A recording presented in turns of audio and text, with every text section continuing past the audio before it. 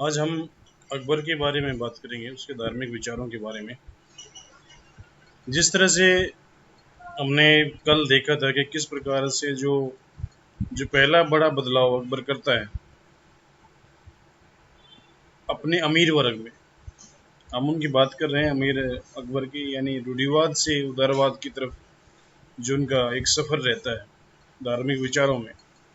तो उसके बारे में बात कर रहे हैं। तो एक तरह से जब हम इसकी बात करते हैं अकबर की,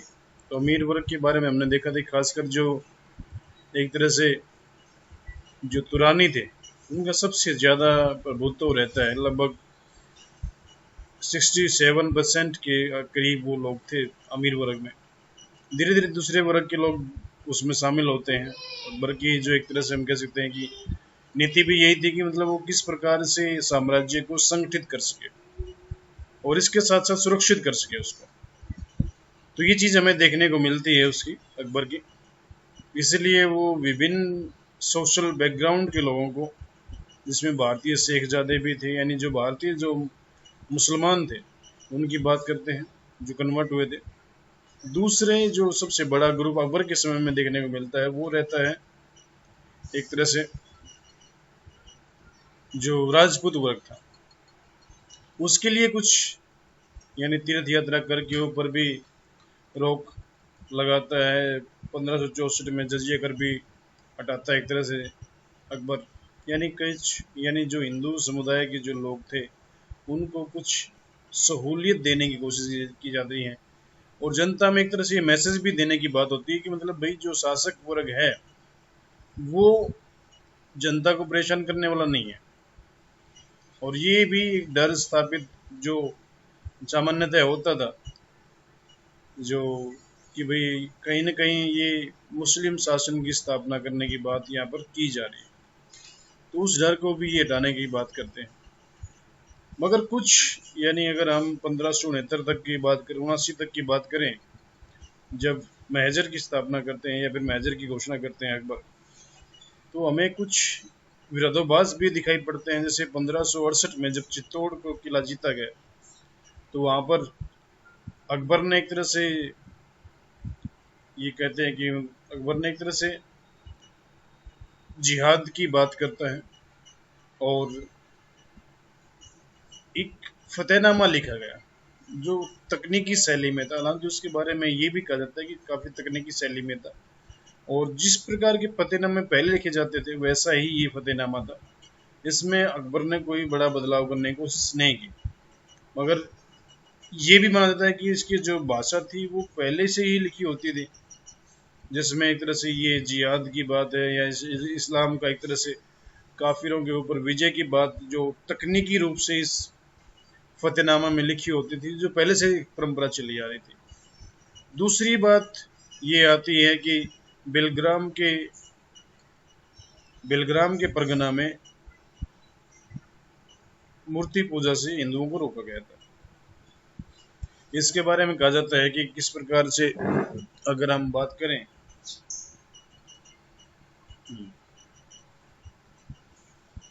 जिस प्रकार से हम बात करते हैं कि बेलग्राम के मोहसिल के नाम से ये एक आदेश निकला था, जिसमें एक तरह से हम कह सकते हैं कि भाई हिंदुओं को मूर्ति पूजा करने से रोका गया था। दूसरा, फिर उसमें एक भी बात आती है कि 1575 में अकबर ने दोबारा से जजिया कर लागू कर दिया, और दोबारा से जजिया कर लागू करने के बाद फिर हम ये कह सकते हैं कि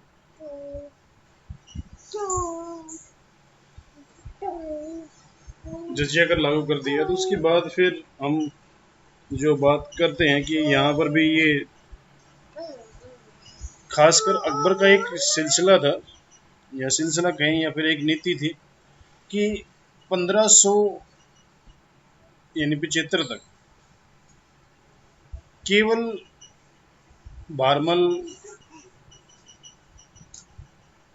जो राजपूत राजा थे, उस भारमल के जो राजपूत राजा थे उनको छोड़ करके किसी अन्य ने अकबर की अधीनता या फिर स्वीकार नौकरी स्वीकार नहीं की थी। यानी जिस प्रकार से भारमल के राजा ने की थी, तो वैसे ही कहीं दूसरे राजा ने नहीं की थी। तो वो भी एक अकबर की नीति रही थी कि वो इस माध्यम से जो ईरानी, तुरानी और खासकर जो भारतीय मुसलमान हैं उनका समर्थन हासिल कर सके और इनको साथ लेकर एक तरह से ईरानी राज्य को मजबूत बनाने की बात कर सकता है। तो यहाँ पर हमें ये दिखता है उसका 1579 यानी 79 अकबर ने महजर की घोषणा की। आमतौर पर यह माना जाता है कि अकबर की इस घोषणा के तहत सारे रूढ़िवादी जो मुसलमान थे उनकी हमदर्दी बटोरना चाहता था। एक तरह से वास्तव में ऐसा नहीं था, वह सिर्फ हिंदुस्तानी मुसलमानों का सर्वस्व होना चाहता है। यहाँ पर दो कैटेगरी बनती है। एक तो ये कि मतलब अकबर का जो दृष्टिकोण है वो विरहित दृष्टिकोण है क्या, यानी एक तरह से जब हम बात करते हैं कि वो विरहित साम्राज्यिक स्थापना की बात करता है जिसमें भारत से बाहर के क्षेत्र भी शामिल हों, मगर अकबर का जो ध्यान है वो सारा उसकी एक तरह से जो भारतीय क्षेत्र था और उसके अंदर जो जनता है वहां तक उसका एक तरह से उसका वो एरिया रहता है और इसलिए वो सिर्फ हिंदुस्तानी जो मुसलमान हैं उनके बारे में बात कर रहा है। और समकालीन जो इतिहासकार हैं बदायूं और निजामुद्दीन है उन्होंने महजर का मूल पाठ का उद्धृत किया है, एक तरह से उद्धृत किया है। इसमें उसमें अकबर को अमीर उल मोमिनीन और बादशाह इस्लाम जैसे उपनामों से पुकारा गया है। प्रोफेसर नरूल हुसैन का कहना है कि अकबर को खलीफा के बजाय सोच समझकर उपयुक्त नाम दिए गए हैं। एक तो ये होता है खलीफा जो इस्लाम का मुखिया एक तरह से, यानी पैगंबर मोहम्मद के बाद जो व्यवस्था बनी और उस व्यवस्था में एक तरह से हम कह सकते हैं कि भाई जो खलीफा वर्ग था वो अब पूरे इस्लामिक जगत का मुखिया है, धार्मिक रूप से, राजनीतिक रूप से। तो यहाँ पर अकबर अपने आप को खलीफा के समकक्ष या फिर उससे ऊपर बनाने की बात नहीं कर रहा है। वो खलीफा का जो काम है उसको छोड़ रहा है, यानी खलीफा से कोई टकराव वाली बात यहाँ पर हमें नहीं देखने को मिलती है, बल्कि वो दूसरे शब्दों का या उपनामों का प्रयोग कर रहा है जिससे खलीफा को भी समस्या ना हो।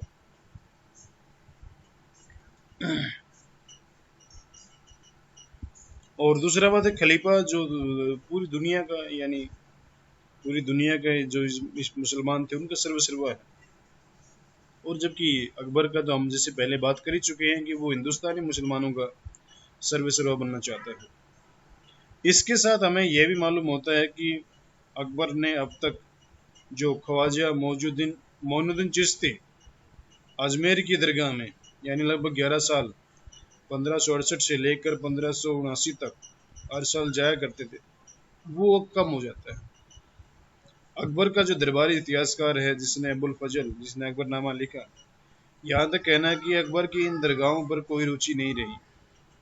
अकबर ने इसी काम में रूढ़िवादी मुसलमानों को खुश करने के लिए खुतबा भी दिया उसने, यानी जो ये खुतबा ये होता है कि जुम्मे की जो नमाज होती है उसमें जो धार्मिक प्रवचन दिया जाता है वो खुतबा कहलाता है। लेकिन यह सब 1580 के बाद यानी जब महजर की स्थापना होती है बदल जाता है। अकबर अपने आप जो बादशाह इस्लाम करार दिया था वो सब समाप्त हो जाता है क्योंकि 1580 से 81 के बीच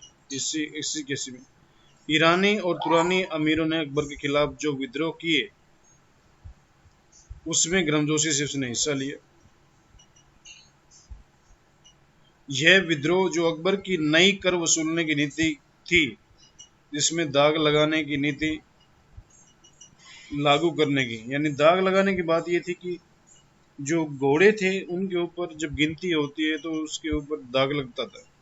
ताकि वो दोबारा उसकी गिनती ना हो जाए। तो वो वैसी व्यवस्था थी, उसके विरुद्ध एक तरह से ये हमें दिखता है। तो अकबर अब इन विद्रोहों के बाद अपने इस नतीजे पहुंचता है कि केवल मुसलमानों का सर्वस्व होने से काम नहीं चलेगा, बल्कि सम्राट होने के नाते उसे सभी धर्मों का सर्वस्व होना चाहिए।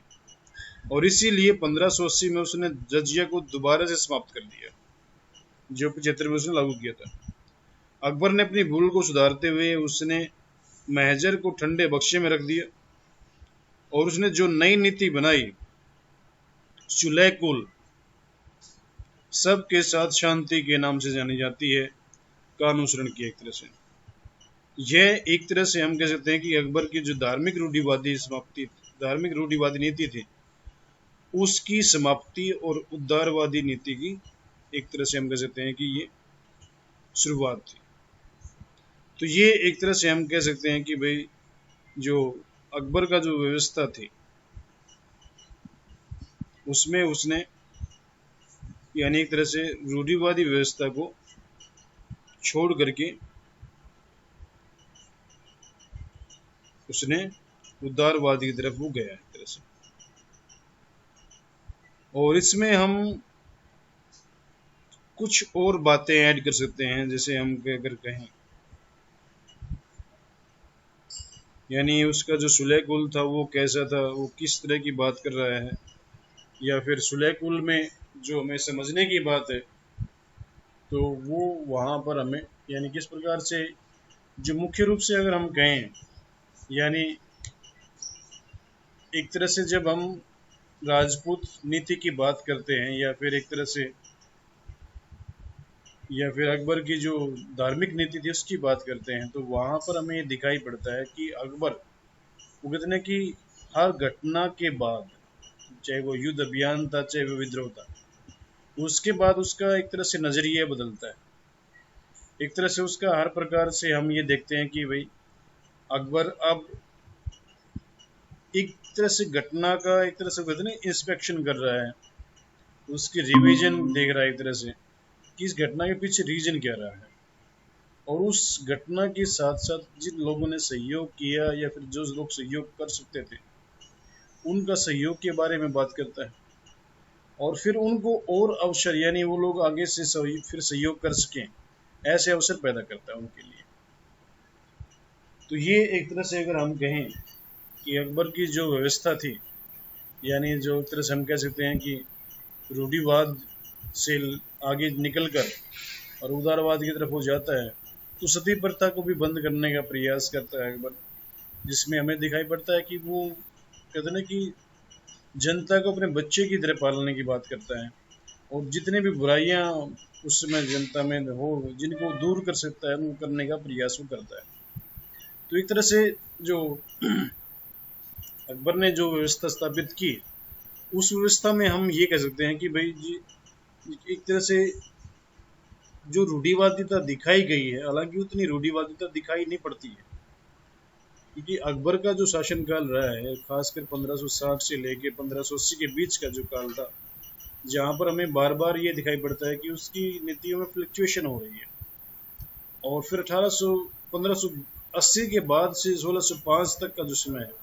वहाँ पर नीति में ठहराव हमें दिखाई पड़ता है। और ये चीज़ हमें जो दिखाई पड़ती है, तो ये जो चीज़ हमें दिखाई पड़ती है वो ऐसा है कि मतलब हम कह सकते हैं धार्मिक आधार पर अकबर ने कुछ महत्वपूर्ण निर्णय लिए हैं, जैसे वो धार्मिक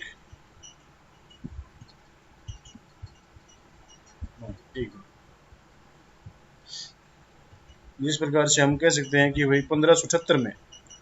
उसने इबादत खाने की शुरुआत की, जिसमें सभी धर्मों के लोगों को बुला करके उसने उनके विचारों को समझने का प्रयास किया, और ये एक तरह से उसकी उदारवादी नीति का ही सबूत था।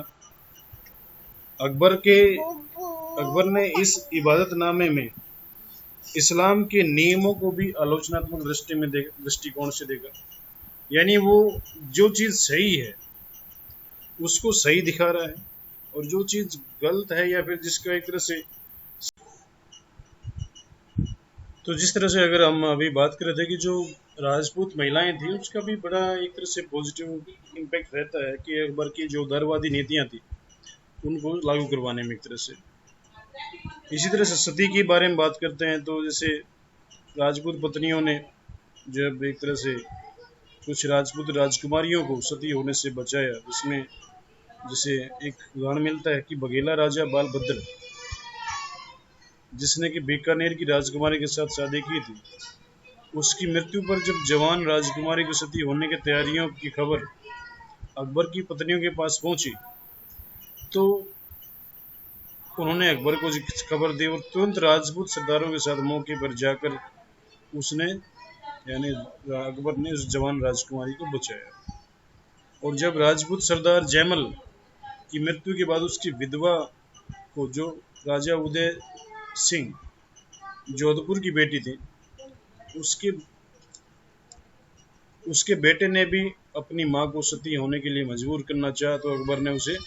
तुरंत बंदी बनाने का आदेश दिया।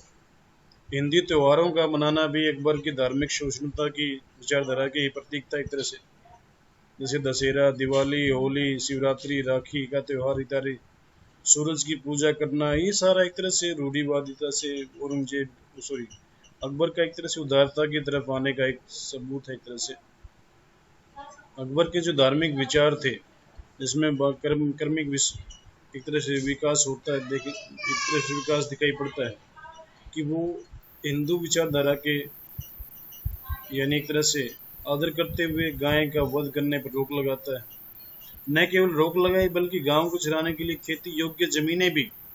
मददे मास यानी जो एक तरह से खैरात के रूप में या फिर एक तरह से दान के रूप में जो दी जाती थी, दान में दी वो चीजें उसने अकबर ने कुछ दिन ऐसे निश्चित किए जहां पर किसी भी जानवर का वध नहीं किया जाएगा। तो ये सारी बातें हमें अकबर की दिखाई पड़ती हैं। यानी उसने मछली के शिकार के ऊपर भी रोक लगा दी एक तरह से, अगर हम कहें तो। और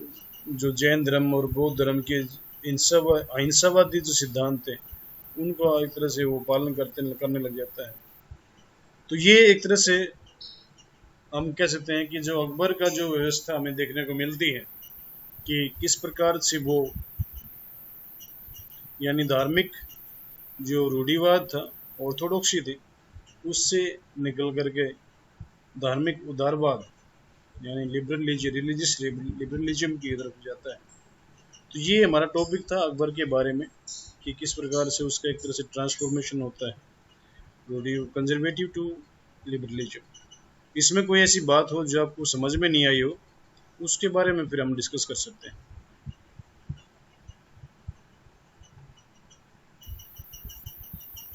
आ गया था